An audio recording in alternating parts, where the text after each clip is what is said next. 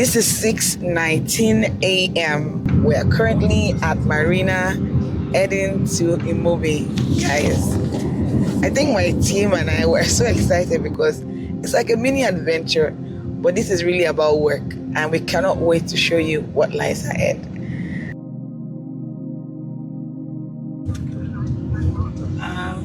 I'm seeing the Eco Atlantic.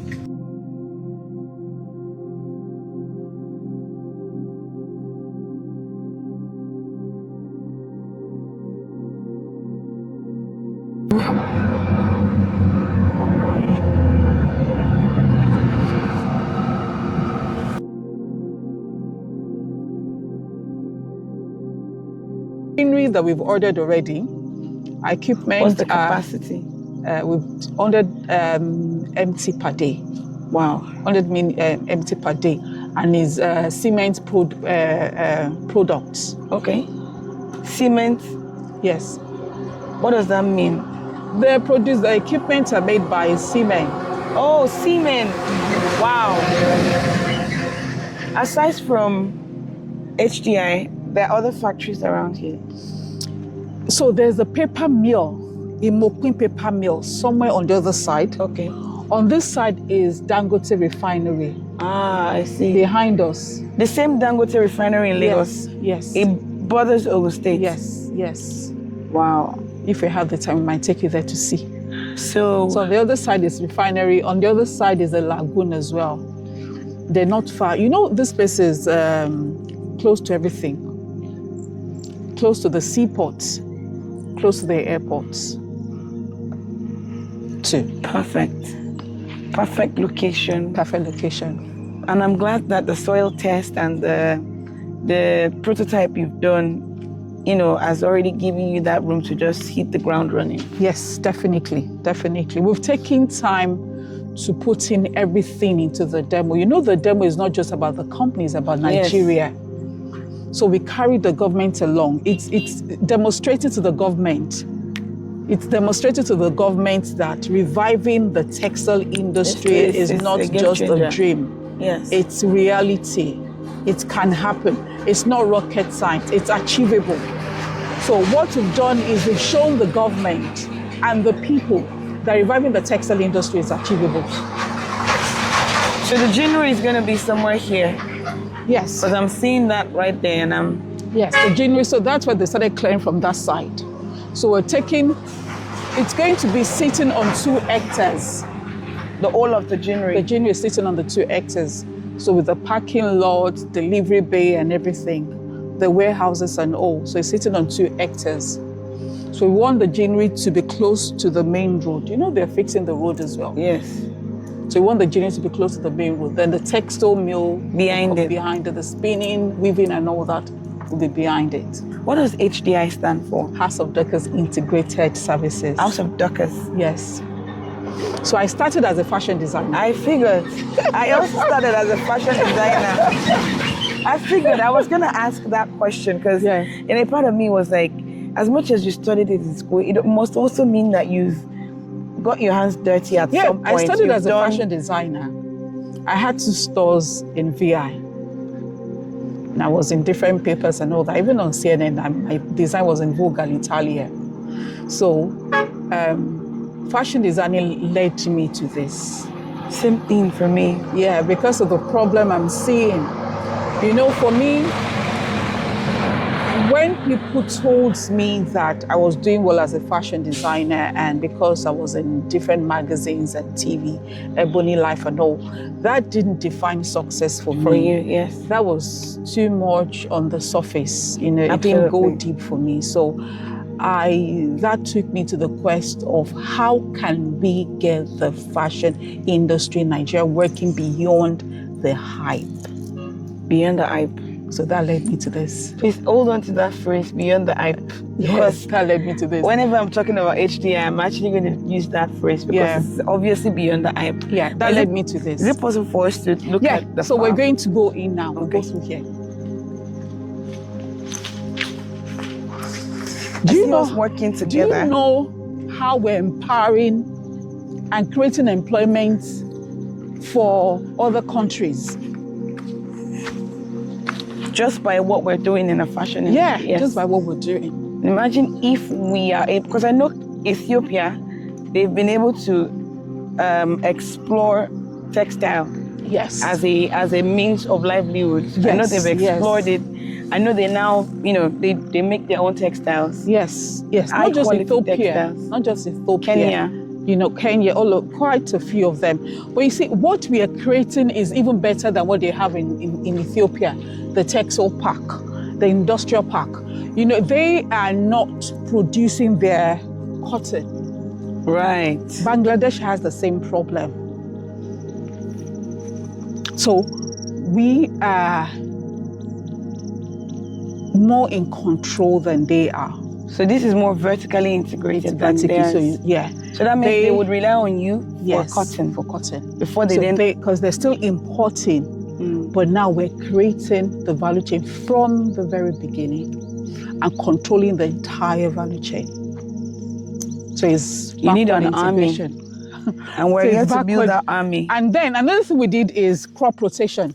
Okay. So one of the things you need to do when you're doing this is you need to put into consideration crop rotation. What crop rotation does is that it rejuvenates the soil. Okay. We have serious soil degradation issue in Nigeria because farmers are not taught how to manage the soil, make their soil healthy. They don't understand it. So they just exploit the soil. They harvest, they plant back immediately, they harvest, but you have to do crop rotation. And crop rotation like a two-edged sword. Apart from recreating the nutrients, rejuvenating the soil, it's another source of income for farmers and also food security. So we planted rice, soya beans, sesame and maize. So this was where we planted the rice. You can see the rice straw. Rice. And it grew very well. Here. Very well. We can see the rice straw. Yeah. Is it local rice? No. Long grain. No. Yes. Yes. So that means that helps preserve the soil. Because I know cotton is said to be really harsh on the soil. It does. And consumes a lot of water. I know all of that story, but you're saying that beyond just the cotton, the same land can be used for other crop rotation. So and that helps to find it helps. It rejuvenates, recreate the nutrients and all that, Wow. So that is why you're giving life back to the soil. You're treating your soil. It's about the mother and the womb. Yes. Baby and the womb, I mean. True. The strength of your womb determines the health of the baby. What comes out, yes. So even the health of the produce, the cotton. Yes. So this place was the planted rice. So so this was what's the size of land we've been working on? So this one here we planted on 3 hectares altogether. Okay. Wow. So this one we did drip irrigation. We've harvested that. Okay. The one that we did the drip irrigation, that we did the optimized. And this is to water the water, yes. Wow. So this is part of green economy, where you do water management. So under ESG goals. So we did drip irrigation. So the different types of irrigation you can do. You have the sprinkler, you have the central pivot, you have the drip. You're in fashion and I'm learning about farming and I'm learning irrigation system. I mean, and there are some people sitting in a classroom right now learning this. Mention the different types of irrigation. I mean, this is incredible. So this one we tested the drip irrigation here. And it worked. It did work very well. But that's the source of water there. Yeah. So we did bowl. It will eventually power this. Yeah. But for our last scale, we're taking our water from the lagoon. Makes sense. And I think that makes the location perfect. We're taking the water from the lagoon. So you're just going to create some form of, irrigation or dam? Yeah, dam, yeah. Wow. Which you've started working on already. I'm coming back again. I'm going to be on this journey. This one gave us over 3 tons. Just these 3 Yes, hectares? yes. Is It this was up to 3 hectares? because on 1 hectare we got over 3 tons. 1 hectare? Yes, over So 3 that means tons. that you're looking at over 500,000 tons? It's a lot of money. Eventually. Yeah, it's a lot. It's way more than that. If, for example, on the 5,000, so now the selling the cotton now, I think is about $1,000 per ton. Wow. Now it's about $1,000 per ton. So what I always tell people is your first ton, the first 1 ton is your return on it. You return that. That's your capital. The remaining is your ROI. ROI. So we took time to make sure we get the yield right. True. Compared to what they normally get in Nigeria, over time, the yield has, because we worked with people that did the yield index. Yeah, the yield hasn't been that good, but we've optimized it. Because you see, this is the cultivar that we used. Okay. This is the species of the seed. This is the seed that we use. Okay, so there are different species of seeds. Different, yeah. Are there any peculiar or, how do you put it? Are there any species that are originally from Nigeria? Or most of the cotton species are imported? Before they used to give us some cots.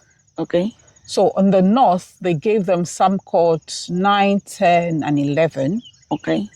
South was 9 and 10 in the north. South was 11, 12, or 13. Okay. Which are the 11, 12, and 13 are considered long staple. Okay. That's the length of the fiber. And that one, because of the differences in terrain, the weather, the terrain, the soil, the top, and everything, So the Sam cots we were told, were got from Nigeria. I'm not sure. I'm not really sure the origin because it's called Samaroon cot seeds. No, we bought in all our seeds. Our seeds are brought in from Brazil. And they are organic? They are all conventional seeds. They're all conventional seeds. Seeds. When I asked organic, what I really meant was not GMO. Yes. No, they are not modified. Because when you think about the fact that farming is becoming large scale, the question you always want to ask is: are they modified seeds? So the one that we use now, they're not modified. Although we still have the modified one, which we're testing very soon. So the modified one that we use, they are licensed. Okay. And produced under strict regulations. Okay. But this one that we use this for the demo, they're conventional seeds. We're doing it in different ways. We're positioning the Nigeria cotton as organic. So now, even in cultivation, the process and all that, managing the farm itself, we're going towards organic, circular. Yeah, it's quite a lot of work, but with all the inputs that we use, all our foliars and everything, we're focusing now on organic foliar. Even with fertilizer, we're working towards the manure and all that.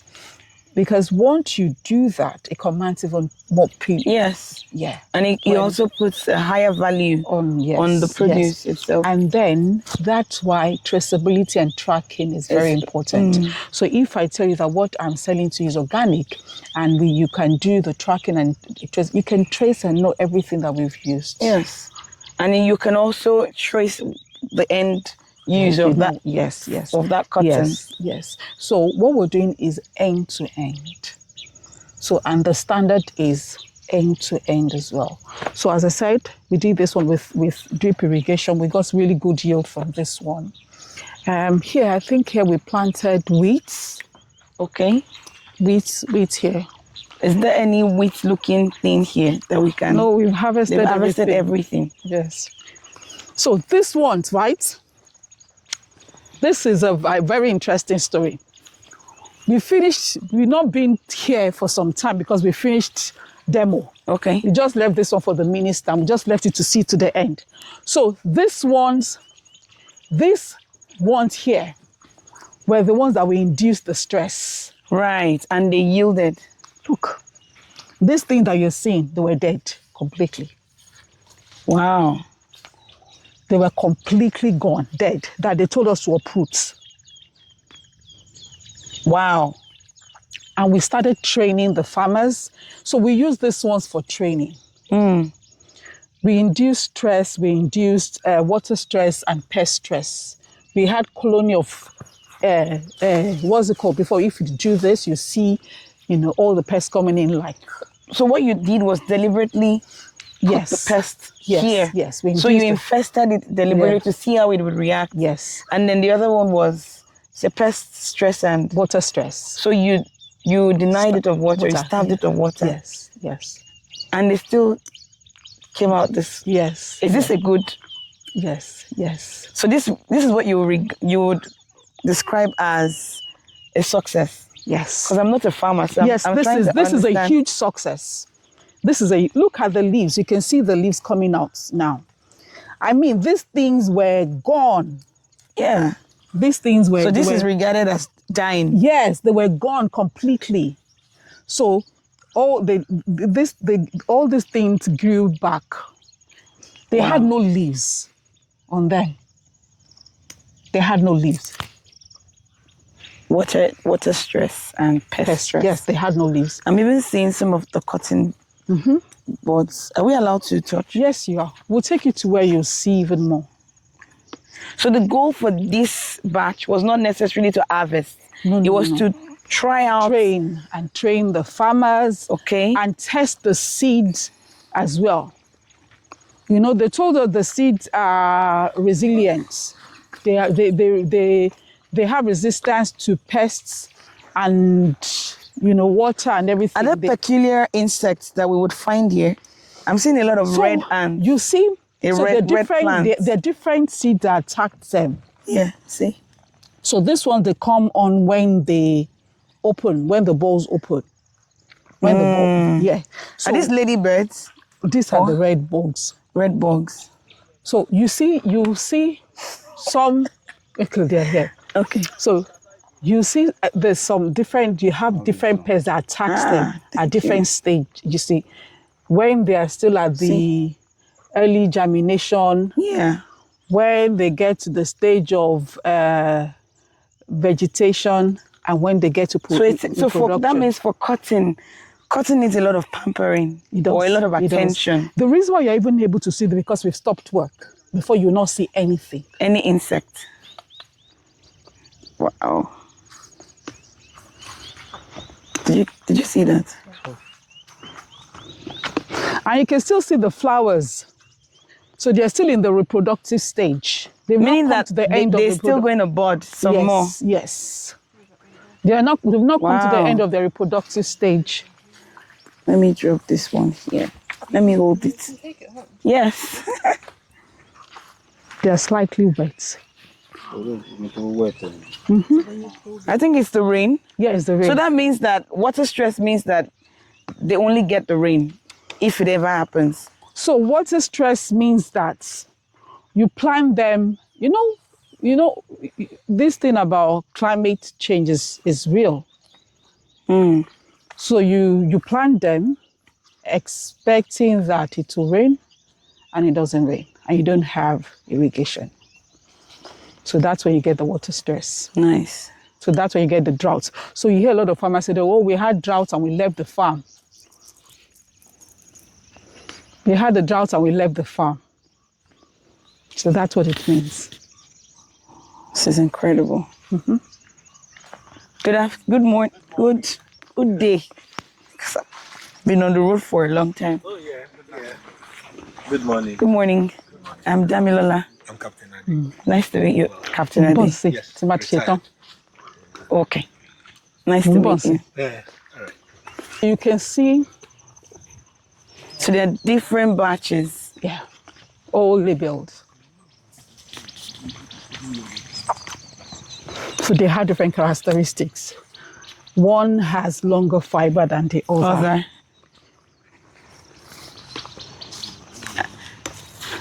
Okay, the sesame is on this side. Sesame?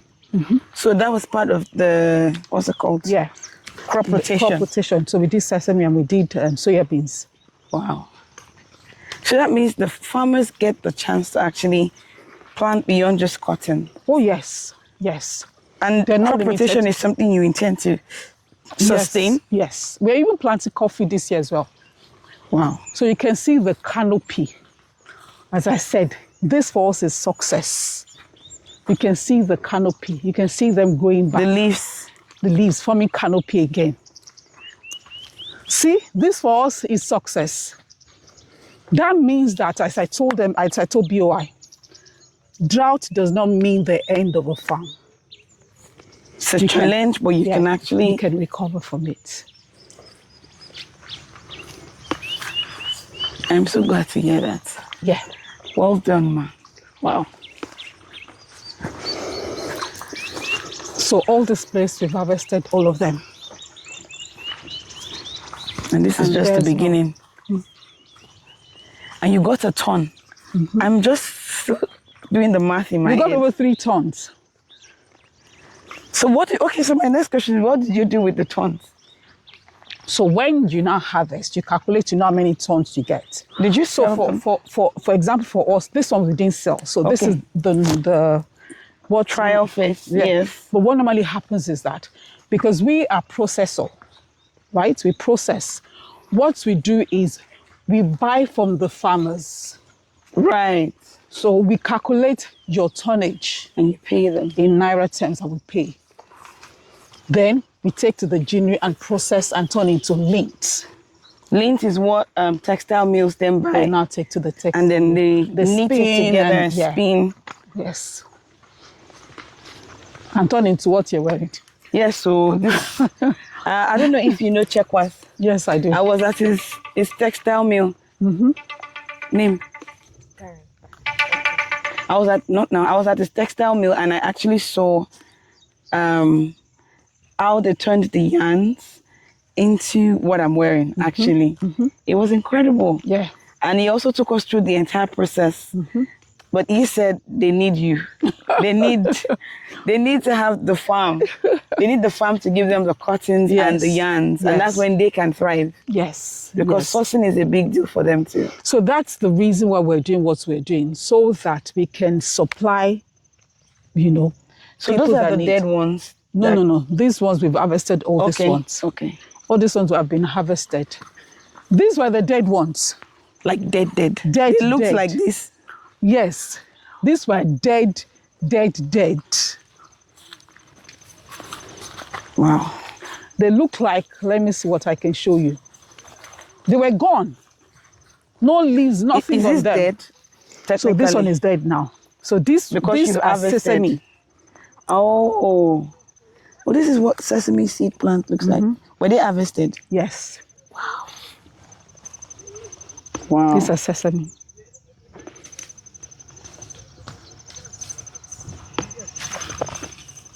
Wow.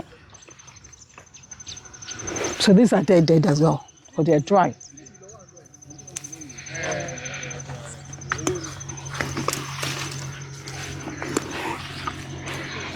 It's even, I think I'm just here floored by the fact that it's still difficult to envision what it would look like when this place kicks off running in its full state. Because that means that would there be provision for accommodations for farmers? Yes. Already for all workers. Yes. So we're building this. They're coming to check where they'll start clearing now. So the first phase that we're building accommodation for everybody that will be working. That's why we have 20 hectares here on this side. To make provision for that. Yes. Though we have accommodation for workers outside here. For now. For everybody that works here. So literally it's going to be a complete city. Yes, it is. It is. And we're supporting all the cassava farmers, the women, we're supporting them.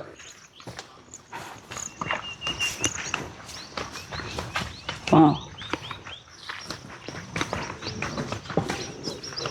Okay. Is there any other part that we are able to see today? Okay, do you want to see the water side? Yes. Okay. I mean, is that related to the farm? So that's where we get the water from. Even now? Yes. Or eventually? Eventually, yes. We get the water from, where we get the water from, apart from the bottle, you can't go in. That's a bit too dangerous. Okay. But there's another part that we can take you. Ismail Adering, please let's take them to that side. Basically, with the Brazilians, it's more, to gain the knowledge and use that to transfer to the people here. They learn from the Brazilians, and then we can, of course. Now, when you say people here, I think you guys are still working very much with farmers. We work with FNAB, the farmers, different people in the throughout the business, basically. I think can give it's brilliant insight.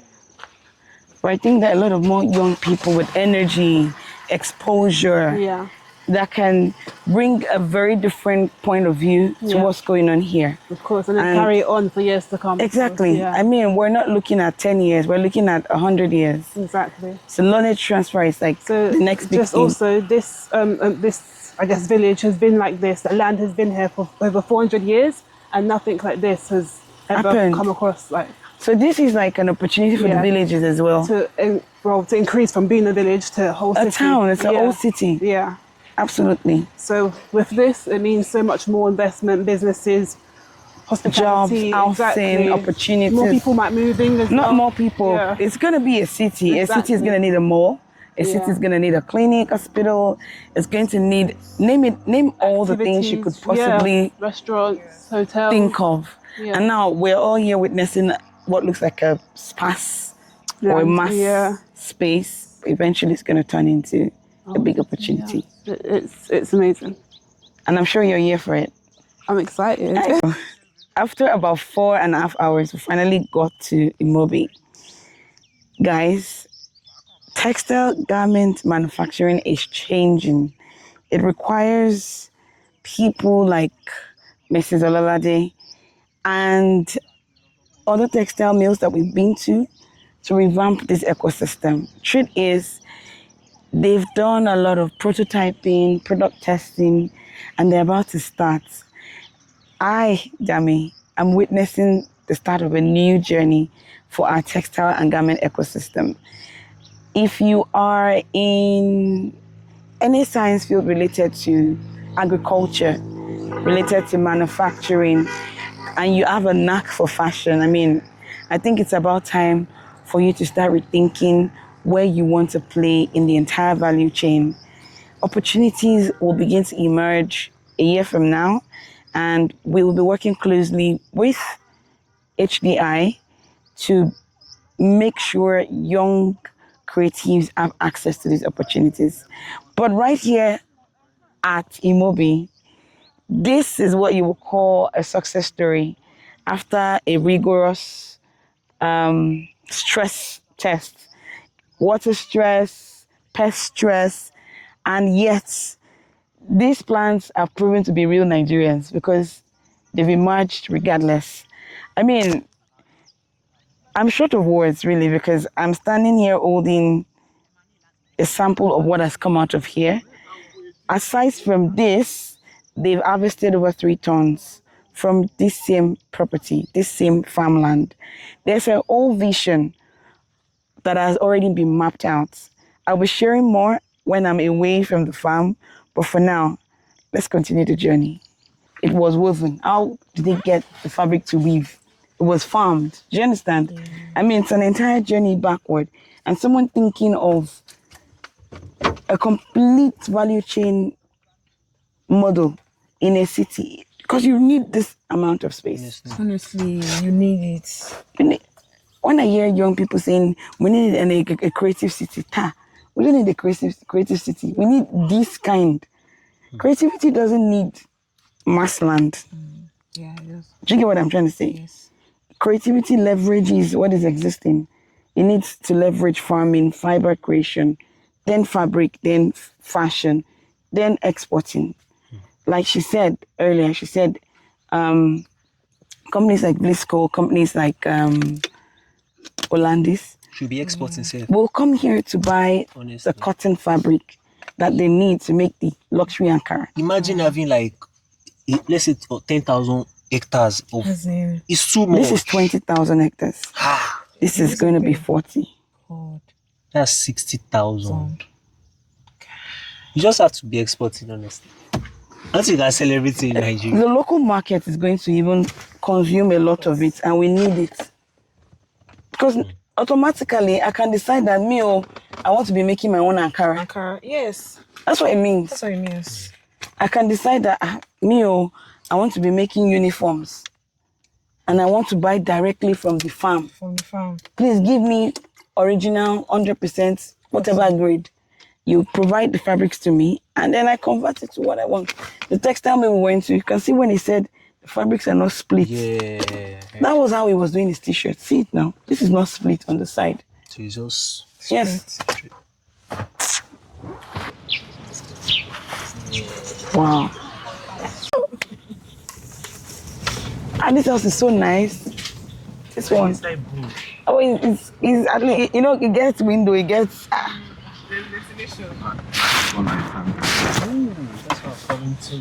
Oh my God. See the ocean. Mr. Emmanuel. Yeah. Can you see it from here?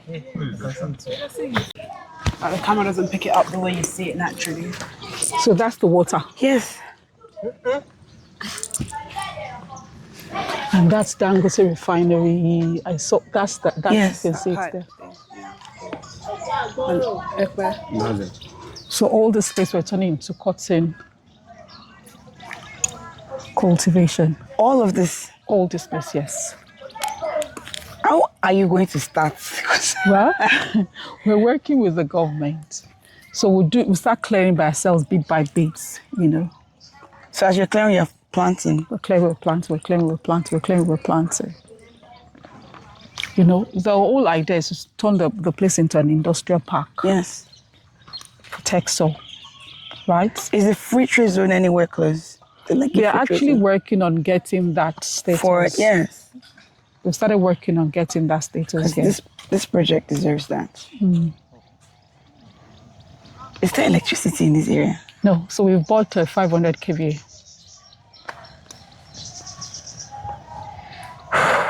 Yeah, we've got a 500 kVA. They've not had power here in the last 22 years. So that's the whole 22 years, older than you. The last 22 years. Sorry. They've not had power.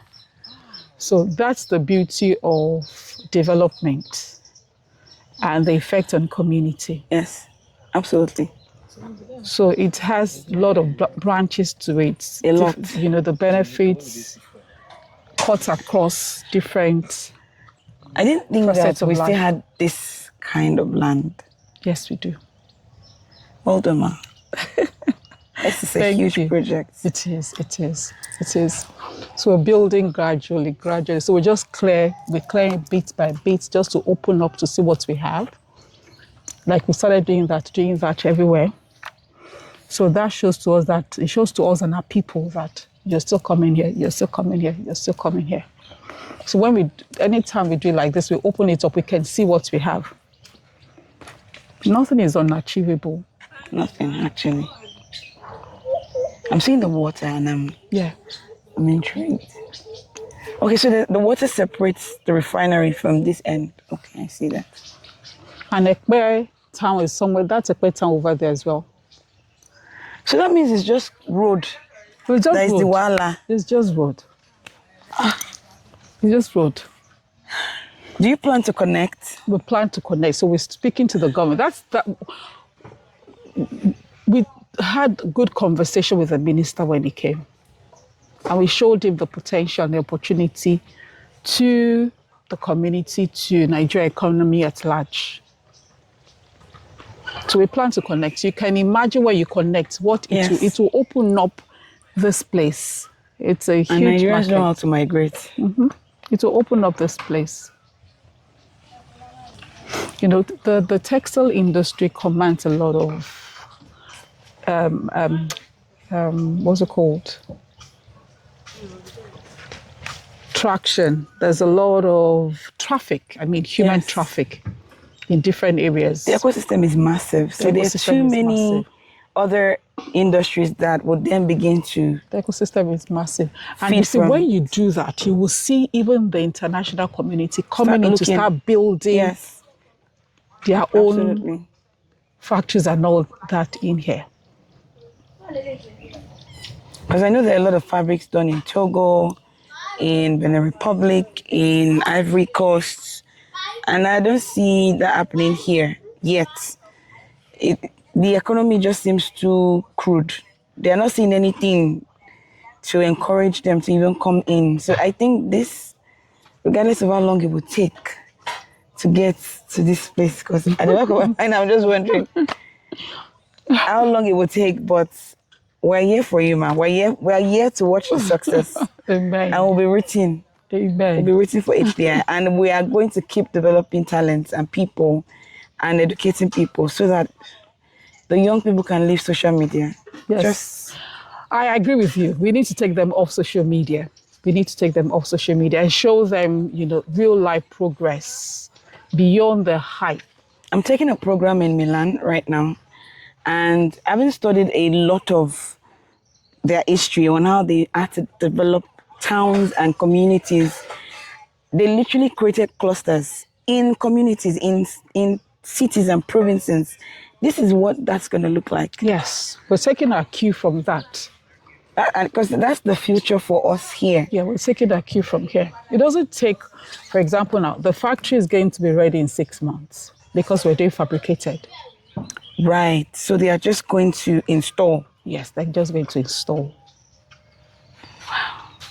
In 6 months? Yes, in 6 months. You come in 6 months. Yeah, the gin will be ready in 6 months. We're back in 6 months. So when you come in 6 months, you see the ginnery, you'll see the farm as well, the cultivation. So once we deliver on the ginnery, we go to the next phase. The same thing. In 2 years, you have the ginnery, you have the textile mill. And the farm will keep evolving and expanding. Keep evolving and expanding. Thank you so much for making us witness the start of something huge. I think that now we can boldly say that there's hope for our industry. There is definitely. A lot of people I've been studying Nollywood, the music industry, a lot. And every time I get to the height of it, it's always, there's need to industrialize. There's need to go back to the entire value chain and start picking the problems one after the other. I mean, Aba is a great place, but Aba solely imports. Yeah. They build Aba on majorly importation. Apart from the fact that they manufacture, but all the raw materials are imported. They're imported. And I think this will change the narrative. Yeah, and you see, when we do it, we start somewhere. It will spiral into... Yes, a lot of people then believe that, believe that it's possible. So somebody just has to put in the work and the time and the effort and pay the price. Once we do that, you see that. And we have the support we've gotten from BOI, from the Ministry of Industry, Agric and all that. It's been encouraging even for us. Right. So that has shown to us that we're not alone. True. They're calling every time, oh, where are we? What next do we do? Even the bank we're working with a commercial bank that are putting all our funding together. The foundation of the problem is financial issues, where the private sector or individuals are not able to raise the funds. True. Right. You can access international funds as well, or grants, but you need to build it to a place where there's that integrity and credibility in what you're doing. They can see, and that's where the local funding comes in, all the DFIs and everything. And BOI is really trying. And the commercial bank that we're working with, they're supportive. That's the reason why we can be telling you all these things that we want to achieve. I've been working with IFC for quite some time too. So because we have all this financial institution that are supporting, makes it easy for us to say yes. But I also think we didn't just get there. Yes. Yes. It's been a long time coming. you need to put in the work, and that's where you can now get private investors in. You can get institutional investors in as well. Are you from this town, by the way? Not this particular time, but I'm from Ogun State. Okay. But that it didn't inform our decision. No. I know. I think there was also research done to choose a location. Yes, I'm sure. yes. I'm also from Ogun State, but I mean, if you're choosing a place close to the coastal line, Yes. the soil, I don't know if topography is part of it, but I'm sure there are a lot of factors. There are a lot of factors that played out, because we're working in all states in the Southwest. But you're starting from here. We're starting from here. Well, so we're starting where production is all the states. You mean in terms of farming? Farming, all the But the states. general is just here. Just here for now. Okay. The next one is the next place to put the gene will be Oyo State. Okay. So that connects people in Kwara Kwara. and so those places. Kwara, Niger State. True. Well done. Oh my God.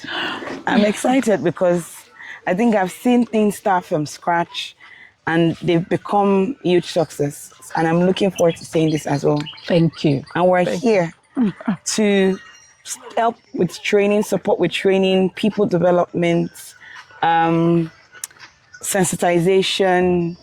I am open to do like an industry dialogue, of course with top voices, but at the same time, we still need to do like a smaller version for a lot of the SMEs and brands and designers, the so-called big names, or not so-called big names, wherever they are, to understand that as much as you want to continue building a brand, there are other ways to make money in the industry aside from just the glamorous part of it. Sometimes we all just need to aggregate our strength, Very important. knowledge. Very important. So I'm seeing that beyond just manufacturing the textile, at some point you would need to retail.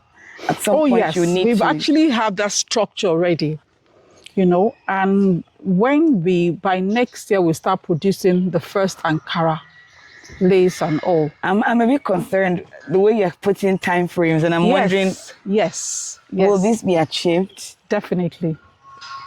So by next year we have our first Ankara out. Definitely this will touch the retail market. Yes, it would. It would. So it goes beyond just us. It goes beyond us. We're able to put timeline there because we have our milestone all structured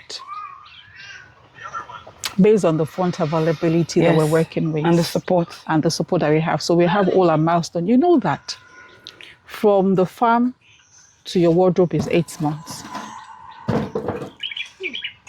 That is the global standard. If you mind me saying, in Nigeria, it doesn't even look like a reality. Niger standard as well. We did it. From the farm to your your wardrobe wardrobe. is 8 So months. from farming to a finished product. 8 months. From you start harvesting from 4 months to 5 months to 6 months to finish harvesting. You start your harvesting from 4 months. Your early harvests. And harvest continues, but continues till 6 months. So whilst you're harvesting, we are processing, you're turning into lint. That doesn't take time, 100 MT per day. From your lint, you take to the textile mill. and weave them up. Uninterrupted flow from planting to your wardrobe is 8 months. Wow. So it's achievable. It is. So yes, 6 months, a year, 18 months, we're here for it. Definitely. This is Nigeria, by the way, guys. We are not outside Nigeria. Just in case you're curious. I mean, we're seeing. Did you capture the coastal lines? And We're in Ogun State. We're in Ogun State. All of this is going to look a little different in a couple of months. It's going to be a farm, a massive farm, cultivating cotton. And from what Mrs. Ololade has shared with us, it's going to take about 8 months. I'm nervous to say it, but I'm believing in this vision. 8 months from farming to your wardrobe, Yes. Literally. So if you're a designer, if you are into textile production, if you are into garment production, whichever part of the value chain you find yourself, retail, PR, merchandising, exporting, dyeing, whichever phase you are in, whether in textile or garments, there is a future you can plug yourself into. You can be a part of this conversation. And we will do our best to carry you along. But most importantly for us is to get a larger percentage of the young demographics to be a part of this conversation. There are different aspects that requires your knowledge, your strength, your interest, your zeal. And that's the number one reason why we're doing this. So look out for the trainings and the courses that we have available related to cotton farming and transferring that to a final product or converting that to a final product. Ma, I just have a few more questions. How long have you been doing this prior to you finally having your own space? So I've been in the fashion industry for over 20 years. Wow. What was the name of your brand? House of Dockers. House of Couture. Dockers. I was in VI. I've been in the fashion industry for over 20 years. I've been in the textile space for over 10 years. I've been in the cotton space for over 10 years as well. Garments over 10 years. Well, garments over 20 years. Yes. You know, so I'm not just a cotton farm. I do the entire process in the value chain. So I would say that I've been in this space for over 10 years, but actively on this project, we've been here for over 10 years. This project? Yes, not here. Okay. We were working, we're the aggregator for the entire Southwest. Okay. So we're working with the Southwest Cotton Farmers Association. I started working with them I joined the Cotton Farmers Association in 2016. I started the research on the textile industry in Nigeria in 2015. So 2016, I went back to school to study textile design in London. And from school, I'll come to Nigeria for all the trainings I was planting in Ogun State as well. So from that period, from 2016 to 2019, we were working with them and collecting all the data to work with KPMG, different consultants to look into, even Natafin, to look into the textile production problem in Nigeria and the cotton farming situation as well. We started studying at yield index and what exactly is the problem. So it's taken us 10 years to work on the production only, on making sure that's why we can tell you in all affirmative, this is what we're doing, because it has taken us this long to get it right. And on the demo that we did, we put everything in there and we got the result that we wanted. And the what's it called? The proof of concept that we make. So now we're going from proof to pipeline. Absolutely. Thank you so much. What is the size of your team? We have immediately for HDI. What's the size of your team? We have really huge team. Okay. So on production for operations only, we have running the operation, we have over 20 people running the core operation. Then for every state, we have supervisors, we have team managers, then we have farmers. So the entire, including the farmers, right? The entire HDI project for the entire Southwest is a lot, in thousands. Wow. Including the farmers? Including the farmers, yes. Wow. And you meet with them at different points? Yes, actually, we've been doing quite a lot of that now. So we have cluster heads and state heads, and that's the project director. Okay. He's traveling from state to state this week and next week to meet with. So we meet with everybody because our production has to be uniform. We have a template that every state must give the same results. Yes. So we have a standard of operations that everybody has to abide with. So now that we're in the production season, we have meetings even more because you are not just going to plant for us. We monitor what you're planting. To make sure So it our meets monitoring is very quality. tight. Our monitoring is very tight. Our team, I'm blessed with the kind of team that we have. And these are people that I've been working with for years. So they understand that this is our standard, you know? Right. I'm London trained. So precision matters. It does. You know? Absolutely. So when I studied my textile and fashion design, it was precision. So precision farmer. And then in planting the cotton, they trained me from Brazil. So it's all about precision, and that's what we do. And we're very big on training. So people that work with us go through training. Rigorous training. Yes, rigorous training. We are very hands-on. So I see us working together in the future. I mean, I know that a lot of young people who have been looking for opportunities to be a part of this side of the ecosystem. And I'm hoping that at some point, probably work with your team, because I know you are probably very busy, put together a training, eventually bring these people to work on the field. We'll love that. We'll love that. Hands-on. This is one of the things we're trying to achieve. Getting the youth involved, and in the know. So they understand the lot of wrong misconception when it comes to planting, cultivation, agriculture. It's opening their mind up to what agriculture means globally today.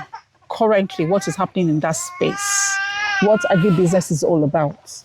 True. You know, so we're really happy and looking forward to that. We'll really want to get the youth on. We even want to have youth farmers. We have a lot of youth farmers in this community, but we want to have more. The educated ones. Yes. We want them on. We want them to partly say that, I have I'm a 10 farmer. hectares of cotton. That's what it's about. We even want designers to come as well and experience what it means to be a farmer, cotton farmer. A full cycle. So you brand. understand the Ankara, I'm wearing the lace, I'm wearing the denim, I'm wearing the linen, I'm wearing the shirt, I'm wearing this is the process of turning this into what I'm wearing. Sure. It's been a great conversation. Do we have any other question, guys? I always ask my team because sometimes their minds are quite different from mine. Is there like a government body regulating the production of cotton in Nigeria, or is this the Ministry of Agriculture? Is there like a government body regulating production of cotton? So now, there was, so they're trying to reinstate them now. Okay. So we now have the Cotton Textile Garment Board that was approved by FEC last year in November. And we have the Cotton Council. Sorry, ma, is it okay if we just move away because of the baby crying? So we have the CTG board that was approved by the government November. And we also have the Cotton Council as well. Are there not too many councils? No, I don't think. The way they're putting this together, it's going to be effective. Okay. Yeah. So this body will regulate, monitor, and supervise everything happening in the entire value chain for seamless flow, accountability and credibility.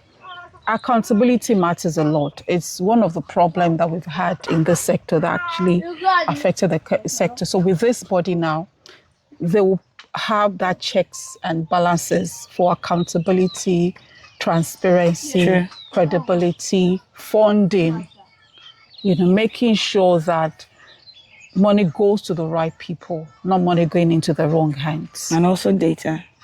And data as well, yes. Yes. So there's a complete conversation going on the reform of the sector. There's a whole lot going on in the reform of the sector. The government are taking the sector serious now, especially because you have private in party like we and some other people pushing the change. Yes. And we're not just pushing the change, we're showing them. It's not what you tell people, it's what you show them. So we're not telling them, we're showing them. The first thing we've done to them is we've shown them that it's very possible to go to the farm and come out in 4, 5, 6 months with good quality premium cotton. We've done that. We're taking it to the next phase. Amazing. Do you have any questions? No. Okay. So thank you so much, ma'am. Thank you. For this time. I think we're done. Okay. I'm asking. We're done. Yes, we're done. We need to go back to Lagos now. So you came all the way and you come this way every week. Yes, A lot of traveling. Yeah. You know, anything that is worth doing. It's worth doing. Do you have any place here where you stay when you come? Or you go the same day? So when we had to go and come early, we stay, you know, the places in Ijebu, they're not too far. Okay, yeah. And other places around. Okay. Or an Ogbere. Okay. You know, we stay around if we have to. But there is no facility here yet? None whatsoever. Okay. At some point, we have just few around for some of our staff that live within the community. Okay. But we need to do a lot of upgrading and building. We have some of our team coming in from Brazil next month. So that's what we're working towards, getting them a habitable place. Yeah. Yes. Thank you so much, ma'am. Thank you. Thank you, sir. You've been so quiet. Yeah. I'm still looking forward to a conversation with you. If you oblige us, yes, in future. Thank you very much. Thank you very much.